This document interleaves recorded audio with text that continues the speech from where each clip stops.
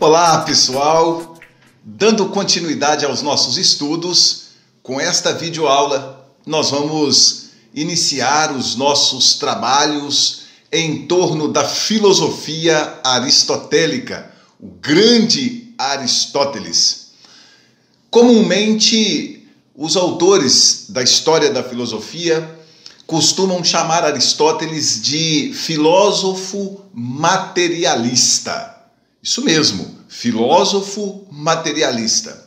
Um pouco em contraposição ao pensamento de Platão, que é chamado de idealista.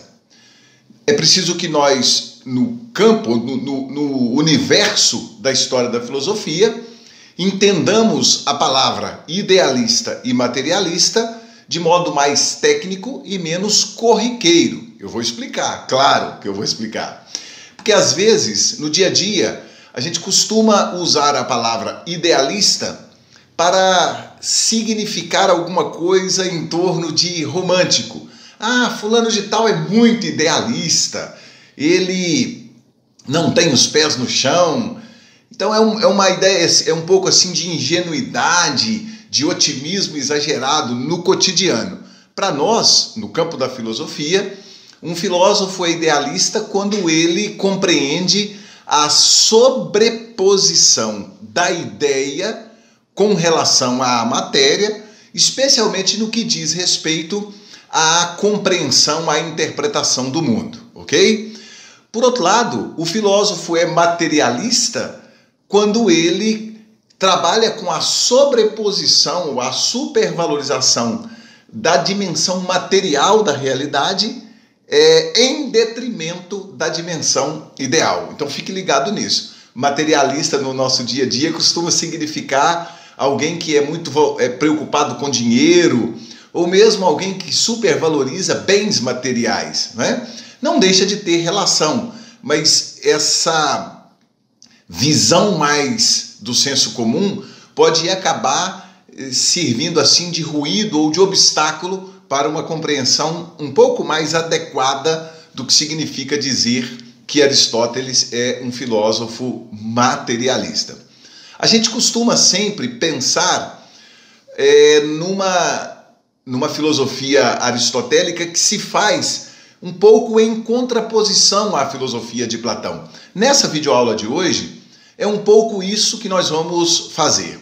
Tentar perceber um pouco dessa divergência trazida por Aristóteles com relação à filosofia de Platão. Apesar de Aristóteles ter sido discípulo de Platão por aproximadamente 2 décadas. E é importante registrar isso, né? Aristóteles seguiu os ensinamentos de Platão, alguns autores costumam dizer de modo mais pontual por 18 anos, mas é claro que essas datas elas são sempre muito aproximadas, mas o fato é que Aristóteles foi discípulo de Platão por muito tempo, praticamente 2 décadas. E há indícios de que Platão considerava Aristóteles como o seu mais nobre discípulo, o seu discípulo mais inteligente, mais importante. Diz a lenda, gostou dessa ideia? Diz a lenda que certa feita Platão ficou atrasando o início das suas elucubrações filosóficas, das suas reflexões filosóficas, e os seus discípulos ali em volta dele, pô, qual é, Platão? Não vai começar não? Não vai fazer nenhuma pergunta hoje? Não vai fazer nenhum encaminhamento? E aí Platão esperou mais um pouco, até que ele disse, olha, hoje não tem filosofia. Equivalente a dizer, hoje não tem aula, hoje não tem reflexão. Por quê? Todos se admiraram, né? E ele diz, porque a inteligência não veio à aula, referindo-se a seu discípulo Aristóteles, né? Isso é uma anedota que é contada meio que para mostrar que Platão já reconhecia Aristóteles como, de fato, uma figura diferenciada, né? Uma figura muito marcante na trajetória da sua escola. Só que, com a morte de Platão, ocorreu dentro da academia, que era a escola platônica, ocorreu uma divergência entre dois grupos, né? Um grupo entendia que o papel deles como discípulos de Aristóteles, a partir de então, deveria se limitar a reproduzir o pensamento de Platão, ou seja, eles tinham uma admiração muito grande pelo pensamento de Platão e diziam, bom, agora o nosso papel é repassar para os demais aquilo que Platão desenvolveu. E um outro grupo, dentro do qual estava Aristóteles, dizia, não, a filosofia tem que continuar. Platão cumpriu o papel dele, avançou o quanto pôde, mas compete a nós darmos continuidade à filosofia. Isso levou, na prática, à expulsão de de Aristóteles da Academia de Platão. Alguns autores falam isso de modo um pouco mais polido, né? Fala assim, que em função das divergências políticas dentro da academia, Aristóteles acabou sendo forçado a abandonar a academia. Enfim, ele não conseguiu ficar mais na academia, saiu, ficou por um tempo viajando, voltou a Atenas alguns anos depois, e aí já não voltou mais para a academia, fundou a sua própria escola, que é chamada de Liceu, ok? Chamada de Liceu. E a partir daí, então, a partir da fundação desta nova cidade, nós temos a segunda grande escola de filosofia da história da humanidade, né? A primeira é a Academia de Platão. É claro que outras enormes escolas surgiram a posteriori, mas aí a gente tem a fundação da segunda grande escola de filosofia, que é a escola aristotélica. De certa forma, Platão e Aristóteles representam meio que esses dois grandes troncos a partir dos quais a trajetória da filosofia ocidental vai acabar se desenvolvendo, né? Bom, ditas essas informações introdutórias, o que a gente conclui é que, apesar de ter sido discípulo de Platão por tanto tempo, Aristóteles posteriormente funda a sua própria escola, e essa sua escola de filosofia, não escola enquanto instituição apenas, mas essa sua nova perspectiva filosófica vai acabar formatando um novo paradigma para a história da humanidade, não é? Bom, essas são informações assim bem introdutórias para a gente ir entrando nesse universo chamado de filosofia aristotélica. O que a gente pode usar como ponto de partida? Eu diria para você, meu querido, minha querida, que nós podemos começar a tratar da filosofia de Aristóteles de diversos pontos. Sinceramente, a gente poderia começar por diversos caminhos. Eu gosto de começar aqui de uma forma mais simplificada, trazendo à tona a diferença de visão entre Platão e Aristóteles no que diz respeito ao papel e à relevância que tem os 5 sentidos no processo de construção do conhecimento. Veja bem, você que estudou Platão deve se lembrar, eu presumo que se lembre até muito bem disso, porque os estudos são bem recentes. Você que estudou Platão se lembra muito bem que, para Platão, aquilo que os 5 sentidos produzem é muito precário. A gente pode até argumentar no sentido de que os sentidos não produzem algo que possa ser chamado efetivamente de conhecimento, ok? Ou seja, há uma visão por parte da filosofia de Platão, de certa forma pessimista com relação ao papel e à relevância dos sentidos no que diz respeito ao processo de construção do conhecimento. Isso parece bastante claro na filosofia de Platão.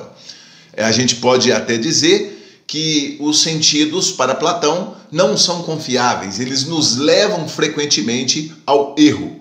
Eu posso, inclusive, em caráter de recordação, associar isso que eu acabei de falar ao mito da caverna, que nós também tivemos a oportunidade de visualizar nos nossos estudos.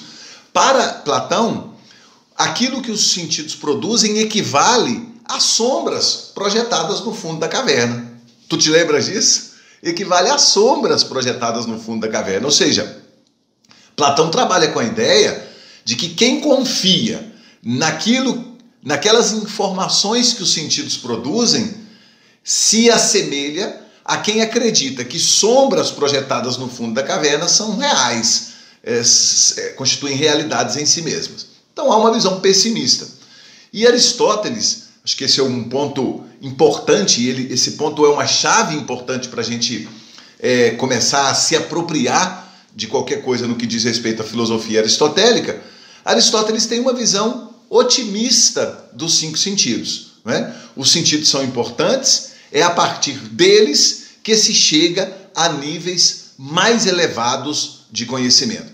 Não significa, meu amigo, minha amiga, que Aristóteles fique satisfeito com aquilo que os sentidos produzem. Esta também seria uma visão, pelo menos parcialmente equivocada, a respeito do pensamento aristotélico. Mas significa que, para Aristóteles, os sentidos fazem parte desse processo e, como há também uma outra mudança que eu vou comentar agorinha ainda, além dos sentidos fazerem parte desse processo, os sentidos são positivos, né? O que eles produzem é importante, o que eles produzem tem relevância.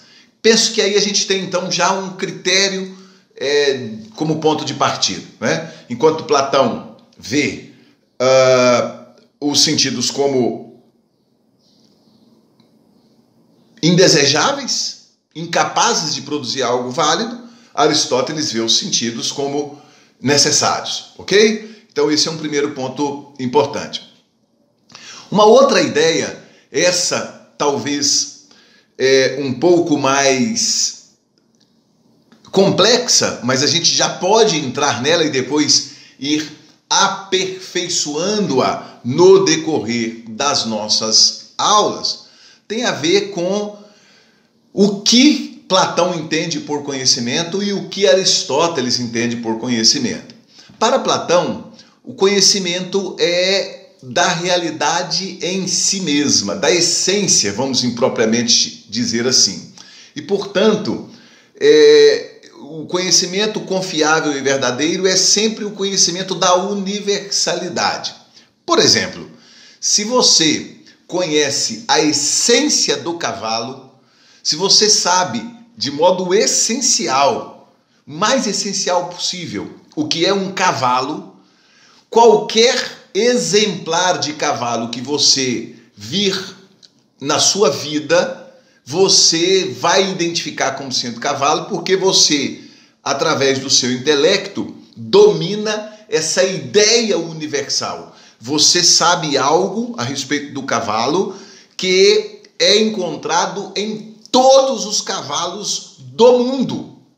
Não importa se esses cavalos são grandes ou pequenos, se são da raça A, B, C ou D, se são cavalos velhos ou novos, se são cavalos mais selvagens ou mais domados, não importa. Você conhece algo que te permite identificar universalmente o cavalo. Esse algo é a ideia original de cavalo. Então, para Platão, o conhecimento consiste na apropriação desta ideia. Ao passo que Aristóteles trabalha com o conhecimento da particularidade dos seres e ou dos objetos. Preste atenção. Enquanto Platão pensa que conhecer é dominar o conceito de modo universal do ser, Aristóteles entende que conhecer é identificar as especificidades, as particularidades de cada ser, as idiosincrasias, para usar uma palavra um pouco mais diferente, de cada ser presente no mundo. Então a gente poderia dizer, o conhecimento para Platão é o conhecimento coincide com o domínio ou com a identificação do elemento universal. O conhecimento para Aristóteles é da particularidade. Tem um pequeno parágrafo meu escrito no material de apoio do curso que diz assim: aqui nasce uma importante diferença. O conhecimento na perspectiva platônica é abstrato, metafísico e ou especulativo. Repetirei porque esse é um parágrafo que eu gostaria inclusive que você destacasse quando estiver lá fazendo o seu estudo autônomo. Aqui nasce uma importante diferença. O conhecimento na perspectiva platônica é abstrato, metafísico e especulativo. Abstrato, metafísico e especulativo. Por quê? Porque é um conhecimento produzido via racionalidade, via intelecto. O trabalho do filósofo é, portanto, intelectual na visão platônica. Para Aristóteles, outrossim, o conhecimento tem nuances de experimentação. Repito, para Aristóteles, o conhecimento tem nuances de experimentação. É um conhecimento que se produz a partir da experiência com o objeto a ser conhecido. Enquanto Platão vai buscar uma ideia universal abstrata sobre o que é o cavalo, Aristóteles vai tentar identificar os elementos que cada um dos cavalos que ele pode experimentar, no sentido de ver, de cheirar, se for o caso, de apalpar, olha os sentidos sendo usados. Então, para Aristóteles o conhecimento é deste cavalo e não do cavalo de modo universal. Essa então é uma conclusão importante a ser considerada. E aí eu encerro essa nossa reflexão introdutória sobre Aristóteles com 3 pontos que eu deixo aí para que você os aprofunde na leitura do nosso material de apoio. Primeiro ponto: Aristóteles não considera válido apenas o conhecimento metafísico abstrato, mas valoriza o conhecimento experimental. Ou seja, significa que Aristóteles ignora, e cuidado com isso porque eu já vi pessoas falando isso de modo equivocado por aí afora, tá legal? Aristóteles não ignora o conhecimento metafísico. Aliás, Aristóteles tem um tratado gigantesco sobre metafísica e ele contribuiu enormemente para a compreensão, o desenvolvimento da metafísica. Tudo bem. Mas ele considera válido também o conhecimento que é produzido pelos sentidos. Percebe? Então essa é uma chave importante de leitura. Aristóteles é também chamado de estagirita, porque ele nasceu na cidade de Estagira. Então eu digo assim, o estagirita, por causa disso, supera meio que uma obsessão de Platão por verdades inteligíveis. Essa palavra obsessão, ela é um pouco tendenciosa e até muito pesada, eu reconheço. Mas eu gosto de usá-la porque quando a gente estuda um pouco mais detalhadamente o pensamento de Platão, a sensação que a gente pode ficar, entre outras, é um pouco essa mesmo, sabe? De que Platão ele tem meio que uma obsessão pelo abstrato, pelo metafísico, pelo inteligível. Aristóteles se distancia um pouco disso que eu estou chamando aqui, um pouco impropriamente de obsessão, ok? E um terceiro ponto, Aristóteles é chamado também de peripatético. Peripatético significa aquele que ensina andando. Aristóteles andava pelos pórticos das construções de Atenas, e as pessoas que estavam ouvindo suas lições, refletindo com ele a sua filosofia, iam caminhando atrás dele, ok? Então por isso ele é chamado de peripatético, que significa aquele que ensina andando. E por causa desta valorização de Aristóteles no que diz respeito ao conhecimento produzido pelos sentidos, Aristóteles é um grande ícone, um grande referencial das chamadas ciências particulares, ou seja, das ciências, não é? A gente pode até eu uso essas imagens, minha querida ou meu querido, para que elas facilitem a sua visualização, tá bom? Significa que elas sintetizem ou mesmo que resumam de modo muito perfeito a teoria, mas para visualizar um pouco mais, eu costumo usar uma imagem que é a seguinte: Platão, por ter uma leitura, uma interpretação mais idealista, metafísica das coisas, Platão é uma espécie de símbolo para o filósofo. Aristóteles, por chamar a atenção, por valorizar mais o conhecimento sensível, o colocar a mão na massa, o fazer a experiência, ele é um bom ícone, um bom símbolo para o cientista, tá bom? Só para a gente conseguindo aí fazer estas visualizações, tá legal? Cara, foi muito bom falar com você através desta videoaula. Espero que agora você já se sinta aí, de certa forma, motivado a iniciar os seus estudos sobre Aristóteles, tá bom? Um grande abraço, a gente continua juntos, fique bem, tá legal? Tudo de bom!